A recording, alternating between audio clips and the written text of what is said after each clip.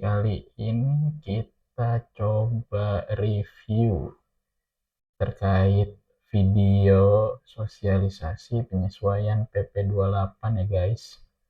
Oke, kita mulai aja. Pelaku usaha punya, kan? Sudah mengenal tentang provisi Kita coba besar. lihat ya. PP yang lama dengan yang baru adalah Nah, ini ada proses bisnis baru nih.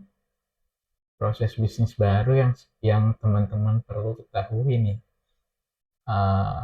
Sebelumnya di PP 21 seperti apa dan di PP 28 seperti apa. Oke, mungkin kita simak dulu ya guys ya. mekanisme prosesnya.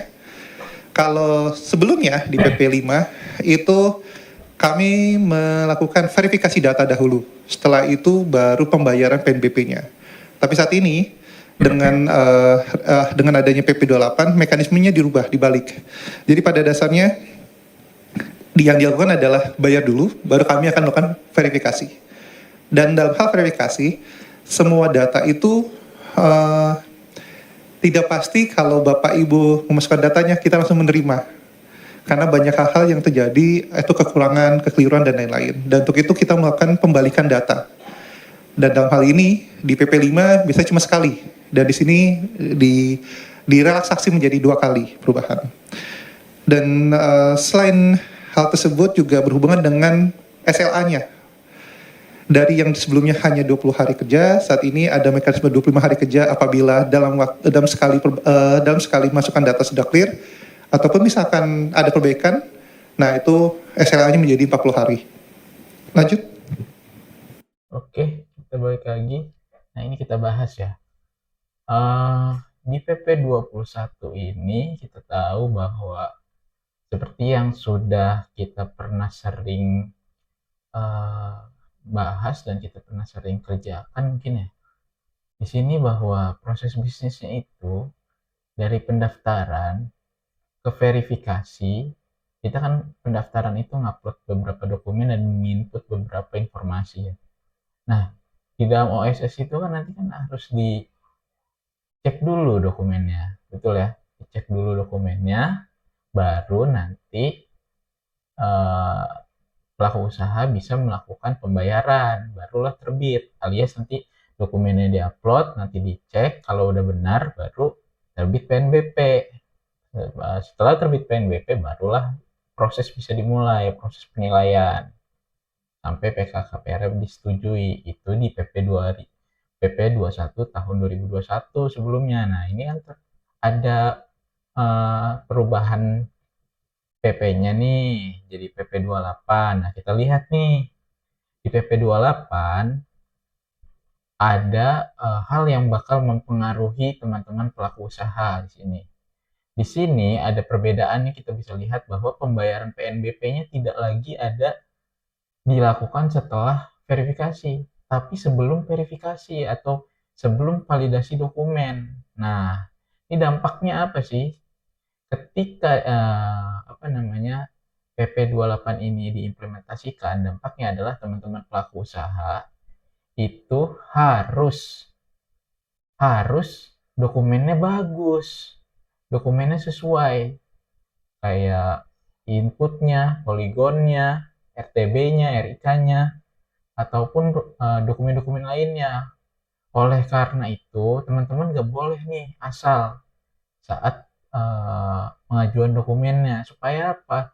Supaya nanti teman-teman udah bayar PNBP, nanti kalau ditolak, nah, kan rugi gitu. Nah, oleh karena itu, teman-teman sebaiknya konsultasi dulu pada orang yang mengerti terkait OSS dan juga dokumen pendukungnya. Nah, kami sarankan untuk dicek tata ruangnya, untuk dicek zonanya, KBLI-nya apakah udah sesuai dengan zona tersebut. Jadi jangan sampai teman-teman sudahlah bayar di awal, ternyata zonanya nggak sesuai dengan KBLI yang teman-teman miliki. Nah, itu bahaya teman-teman. Teman-teman udah bayar, terus nggak bisa terbit lagi. Nah, tindakan preventifnya adalah dengan berkonsultasi dengan yang memahami OSS. Nah, oleh karena itu teman-teman harus perhatikan nih, jangan sampai dokumen-dokumennya itu keliru. Karena gini, kalau misalkan keliru nih, udah bayar, terus dokumen cek, ternyata dokumennya nggak sesuai. Kan ada diizinkan untuk perbaikan nih. Ketika perbaikan udah selesai, ternyata dicek lagi, nggak sesuai juga. Kalau nggak sesuai juga, nanti dicek lagi. Kalau dicek lagi nggak sesuai juga, ya udah ditolak. Nah, berarti kan teman-teman sayang banget tuh duit PNBP-nya, ya nggak? Terbuang sia-sia dan tertolak gitu.